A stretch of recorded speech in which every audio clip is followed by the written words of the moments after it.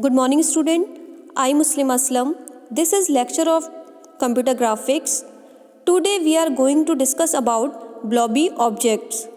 So in previous lecture में आपने curve and surfaces देखे थे. कर्व में आपने सरफेसेस में देखा था क्वाड्रेटिक सरफेस, उसके 6 टाइप के होते हैं, उसके बारे में आपने पढ़ा था. मैंने एक्सप्लेन किया था उसकी इक्वेशन के साथ में. आई होप अच्छे से आपको समझ आ गया होगा. आज हम देख लेते हैं ब्लॉबी ऑब्जेक्ट्स. तो ब्लॉबी ऑब्जेक्ट्स क्या होते हैं उनके बारे में पढ़ते हैं. Some object do not maintain and fix shape but change their surface characteristics in certain motion और when in proximity to other object. तो ये इसमें क्या होता है कि ऐसे ऑब्जेक्ट जिनका वॉल्यूम अनचेंज रहता है और शेप जो है वो भले ही चेंज हो जाए, ऐसे ऑब्जेक्ट को क्या बोलते हैं, ब्लॉबी ऑब्जेक्ट बोलते हैं. ठीक है, मतलब कि हमारे पास कोई ऐसा ऑब्जेक्ट है जिसका वॉल्यूम चेंज नहीं हो रहा है और उसका शेप चेंज हो जा रहा है, उसका शेप चेंज हो जाए तो उसको हम क्या बोलते हैं, ब्लॉबी ऑब्जेक्ट. जैसे मान लीजिए आपका वाटर है, वाटर को अगर आप ग्लास में रख रहे हो, मतलब वाटर में जितना पानी है वो ग्लास में है, उतना पानी है तो ग्लास के अंदर उसका शेप कुछ और है. अगर आप किसी बाउल में, कटोरे में डाल दो तो उसका वो शेप क्या होगा, चेंज हो जाएगा. ठीक है, तो मतलब उसका शेप चेंज हो जाता है, वॉल्यूम वही रहता है. ठीक है, तो इसका एग्जाम्पल देख लेते हैं. जैसे मॉलिक्यूलर स्ट्रक्चर, दूसरा है आपका मेल्टिंग ऑब्जेक्ट, तीसरा muscles in human body and water droplets. तो वाटर ड्रॉपलेट्स का मैंने ये आपको एग्जाम्पल अच्छे से बताया. जैसे ये आपकी रूफ़ है, सीलिंग है, जो मैंने लाइन खींची है वो आपकी रूफ़ है. रूफ़ पे अगर आपका कोई पानी आ जाता है, पानी अगर है इतने स्पेस में है, ठीक है, वो जब तक नीचे गिरते गिरते शेप चेंज करते रहता है. देखिए फिर इस शेप में आ जाता है, कर्व शेप में, फिर नीचे ऐसे आता है, फिर वो डॉट बन जाता है. तो क्या है कि जो पानी है वो पानी तो उतना ही है, उसका जो वॉल्यूम है वो चेंज हो रहा है. तो देखिए पहले किस शेप में था, फिर धीरे धीरे वो गिर रहा है डॉट में, तो उसका शेप जैसे जैसे वो नज़दीक आता जा रहा है उसका शेप चेंज होता जा रहा है. फिर वो एक बूंद में बन जाता है, ड्रॉप में बन जाता है, तो उसको क्या बोलते हैं, वाटर ड्रॉपलेट्स. तो इस टाइप का एक मैंने एग्जाम्पल एक और लिया है आपका मॉलिक्यूलर स्ट्रक्चर. तो कोई भी मॉलिक्यूलर स्ट्रक्चर में मैंने आपको कोई भी लिया कि कोई भी मॉलिक्यूलर है, जैसे मैंने एक सर्किल में लिया है, आपका सर्किल में एक मॉलिक्यूलर है, उसको अगर आप हीट करते हो, हीट करने पे तो उसका शेप चेंज हो रहा है. हीट करते हो तो जब वो गर्म होगा तो उसका शेप चेंज होगा. तो देखिए कुछ इस तरीके से बनेगा, कुछ इस तरीके से आपको दिख रहे हैं, इस तरीके से शेप बनेगा, डॉट ऐसे भी शेप चेंज हो सकता है. तो ये मॉलिक्यूलर्स हो गए. इसकी जो एक डेफिनेशन, इसमें न्यूमेरिकल नहीं आता है, मैंने फिर भी बता दिया है. जो इसका डेरिवेशन है वो देख लीजिए. जो वो है एफ, जो फंक्शन है उसके अंदर एक्स वाई जेड जो है वो आपके ब्लॉबी ऑब्जेक्ट से, इसके इजिकल टू समेशन आपका के, बी के नीचे के है, ई की पावर माइनस ए के आर स्क्वायर के माइनस टी इजिकल टू 0. तो जो आर स्क्वायर के है उसको कैसे आप सॉल्व करोगे, कैसे फाइंड करोगे, एक्स स्क्वायर के प्लस वाई स्क्वायर के प्लस जेड स्क्वायर के. आपने ऐसी इक्वेशन कहीं देखी थी, x square y square z square, आपने इस टाइप की देखी थी. वो इक्वेशन आपने देखी थी एलिप्सॉइड में. तो एलिप्सॉइड जब हम क्वाड्रिक सरफेस में पढ़ रहे थे उसमें आपने देख रखी थी. ठीक है, तो उसी इक्वेशन से ये लिए गए हैं. तो इससे आप क्या वैल्यू निकाल सकते हो, आर स्क्वायर के. टी जो क्या है, टी आपकी थ्रेशोल्ड वैल्यू है. ए कॉमा बी आपका है कि आर द पैरामीटर, आर एक पैरामीटर है use to adjust amount of blobiness. इसका जो अमाउंट आप चेक करते हो किसमें, ब्लॉबीनेस के लिए इसका यूज़ किया जाता है. मैंने आपको एक कर्व से एक्सप्लेन किया. ये कर्व है आपका, ये माइनस ए और ए है, और ऊपर आपके बी जो हो रही है, बी जा रही है, तो यानी कि जो चेंज कर रही है वो बी शेप चेंज करता है. ठीक है, बी को ही आप फाइंड करते हो. जो मैंने 1 पॉइंट दिया बम्प, इसे बम्प बोलते हैं. अगर आपका कर्व ऊपर की तरफ चेंज होता है, इससे ऊपर की तरफ हो रहा है तो वो बम्प होता है. और ये 2 जो है डेंट जो क्या होता है आपका, जो नीचे की तरफ कर्व चेंज करता है, नीचे की तरफ उसका शेप गिरता है, वो डेंट होता है. डेंट आपने सुना होगा ये वर्ड, गाड़ी वगैरह में आपने देखा है, डेंट चला जाता है किसी गाड़ी का तो वो डेंट ये होता है. ठीक है, तो बी का क्या है, बी जो डिपेंड है आपका वो शेप पे ही डिपेंड है. बम्प और डेंट जो है वो बी पे ही डिपेंड है. अगर आपका बी पॉजिटिव है तो देन बम्प, जब वो पॉजिटिव वैल्यू देगा तो then bump. If b is negative then dent. ठीक है, तो ये चीज़ आपको मैंने बम्प एंड डेंट भी दिखा दिया, उसको कैसे शो करते हैं.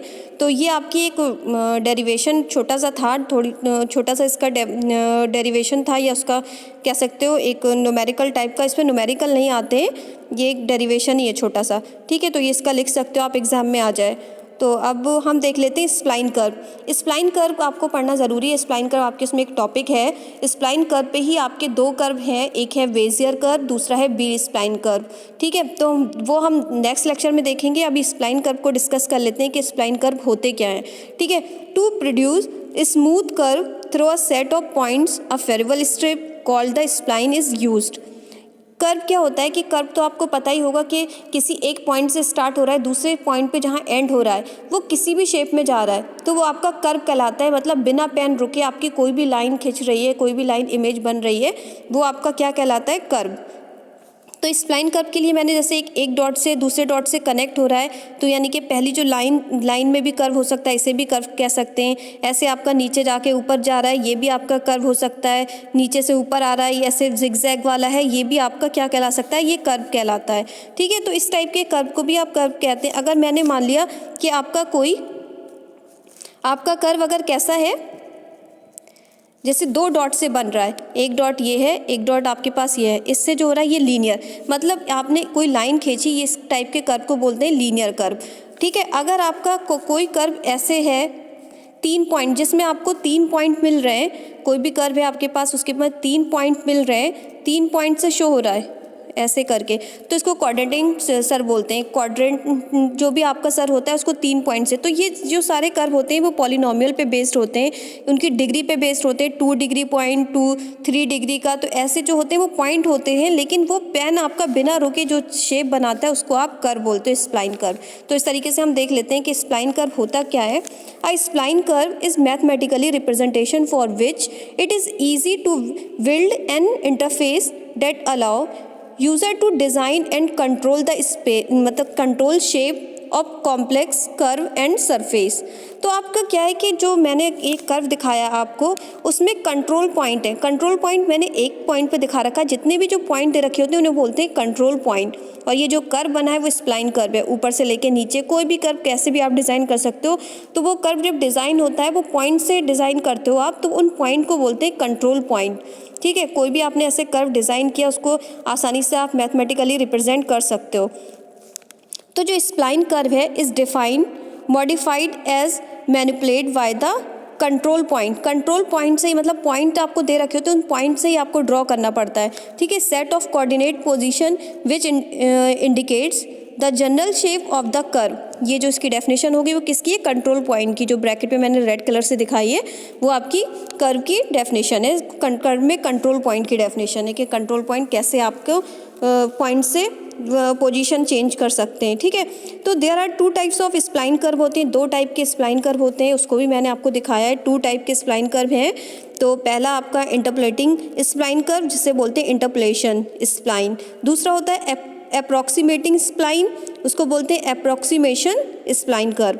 तो 2 टाइप के आपके कर्व होते हैं। इंटरपोलेटिंग को भी देख लेते हैं। इंटरपोलेटिंग कर्व क्या होता है कि जितने भी आपको कर्व, जो भी आपको पॉइंट दे रखे होते हैं, मतलब कंट्रोल पॉइंट दे रखे होते हैं, वो सारे इंक्लूड हो, तो उन इंक्लूड करके उन पॉइंट से जो कर्व बनता है वो आपका इंटरपोलेटिंग कर्व कहलाता है। अप्रॉक्सीमेशन कर्व कौन सा होता है, जो आपको पॉइंट, बहुत सारे पॉइंट दे रखे हैं लेकिन हम उसमें से कोई सा भी कर्व एक बना रहे हैं, कोई सी भी लाइन ले रहे हैं, तो जो हम ले रहे हैं, जिस पॉइंट को ले रहे हैं, तो उसमें हम अप्रॉक्सीमेशन में क्या होता है कि और पॉइंट को हम छोड़ सकते हैं, लेकिन इंटरपोलेटिंग कर्व जब बनाते हो जितने भी पॉइंट दे रखे थे सबको आपको लेना होता है, तो वो आपका इंटरपोलेटिंग स्प्लाइन कर्व कहलाता है। तो मैं दिखा देती हूँ इसकी भी डेफिनेशन।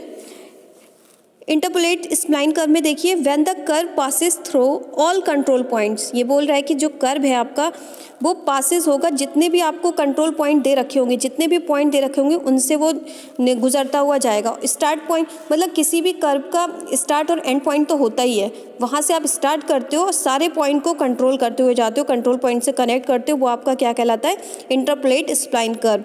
तो the resulting curve is said to as interpolating spline.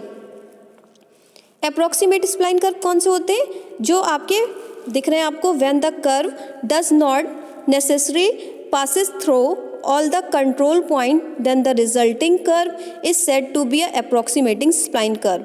ठीक है, इसमें क्या बोल रहा है कि when the curve does not, इसमें कोई नेसेसरी नहीं है कि कोई पासेस थ्रू, जितने भी आपको कंट्रोल पॉइंट दे रखे हैं वो सबसे पासेस मतलब पास होके जाए। ठीक है, इसमें जो पॉइंट आपको दिख रहे हैं, जैसे मैंने स्टार्टिंग और एंड पॉइंट से खाली कनेक्ट करके एक कर्व बना दिया, तो इस टाइप के जो कर्व होते हैं वो होते हैं अप्रॉक्सीमेट स्प्लाइन कर्व। पर आपको कंट्रोल पॉइंट बहुत सारे दिख रहे थे, आप कैसे भी बना सकते थे इसको, लेकिन हम कोई भी पॉइंट इसमें छोड़ सकते हैं। और इंटरपोलेटिंग स्प्लाइन कर्व में आपको कंट्रोल पॉइंट छोड़ने नहीं है, सबको कनेक्ट करके लेके आना है और कर्व बनाना है। इसमें अप्रॉक्सीमेट में आप छोड़ सकते हो, तो इसको बोलते हैं अप्रॉक्सीमेट स्प्लाइन कर्व। तो आपने आज देख लिए कि स्प्लाइन कर्व 2 टाइप के होते हैं, इंटरपोलेटिंग स्प्लाइन कर्व और अप्रॉक्सीमेट स्प्लाइन कर्व। तो अब कल मैं आपको जो बताऊंगी स्प्लाइन कर्व के 2 टाइप्स के होते हैं, जैसे कि ये तो उसके अंदर के टाइप होते हैं, वो कौन कौन सी उस पर एल्गोरिथम, जैसे बेजियर कर्व और बी स्प्लाइन कर्व, वो कल हम डिस्कस करेंगे। पहले बेजियर कर्व बताएंगे कि बेजियर कर्व क्या होता है, उसका डेरिवेशन बताएंगे, और फिर बी स्प्लाइन कर्व बताएंगे, बी स्प्लाइन कर्व क्या होता है उसका डेफिनेशन, आपका डेरिवेशन बताएंगे। ठीक है, तो आज के लिए इतना ही। नेक्स्ट लेक्चर में हम इन टॉपिक पे डिस्कस करेंगे। Thank you so much student.